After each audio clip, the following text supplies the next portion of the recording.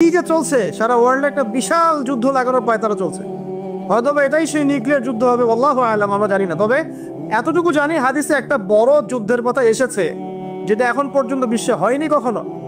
First world war, second world war, 1914-1948-এর যুদ্ধ এর সামনে কিছুই না। এটা ইরাকের ইউফ্রেটিস নদীর সোনার পাহাড়কে কেন্দ্র করে হবে বলে হাদিসে এসেছে। এখন এই সোনার পাহাড় অরিজিনাল সোনার পাহাড়ও হতে পারে বা ব্ল্যাক গোল্ডও হতে পারে, আল্লাহ ভালো জানেন, আমরা জানি না।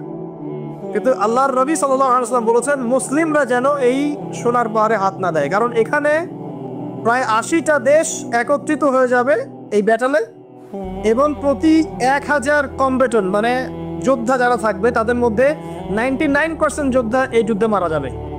এটা নবী সাল্লাল্লাহু আলাইহি ওয়াসাল্লামের ভবিষ্যৎবাণী, এটা হবেই হবে, কেউ টলাতে পারবে না। কত বছর পর আমরা জানি না, হাদিসে আমরা এসছে। এটাকে বলা হয় মালহামাতুল কুবরা, মানে বিশাল মহাযুদ্ধ। 80টা ফ্ল্যাগ মানে কি 80টা দেশ। যাই হোক, আমরা দোয়া করি আল্লাহ পাক এমন প্রজন্ম নিয়ে আসুক যে প্রজন্ম কোরআন এবং সুন্নাহর জ্ঞান দিয়ে আগামী বিশ্বটাকে ডিল করতে পারে। আল্লাহ পাক আমাদের যে ভালো প্রজন্ম নিয়ে আসুন, আমিন। আর আমরা দোয়া করি আল্লাহ পাক আমাদের দেশটাকে যেন হেফাজত করেন, দুর্ভিক্ষের ফিতনা থেকে হোক, ইকোনমিক স্যাংশনের ফিতনা থেকে হোক, হ্যাঁ, IMF এর ষড়যন্ত্র থেকে হোক, বা ইন্টারনাল পলিউশন থেকে হোক, বা মহামারী থেকে হোক, সব রকমের ফিতনা ফাসাদ থেকে আল্লাহ পাক আমাদের সোনার বাংলাকে হেফাজত করেন, আল্লাহুম্মা আমিন।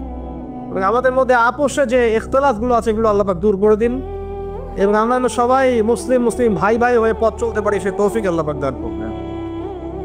তো ভাইয়েরা, যেটা বলছিলাম, কোরআনকে সময় দেন। এরকম অনেক ওয়েবসাইট আছে যেগুলো ঘাঁটলে আপনি অনেক ভালো করতে পারবেন ইনশাআল্লাহ।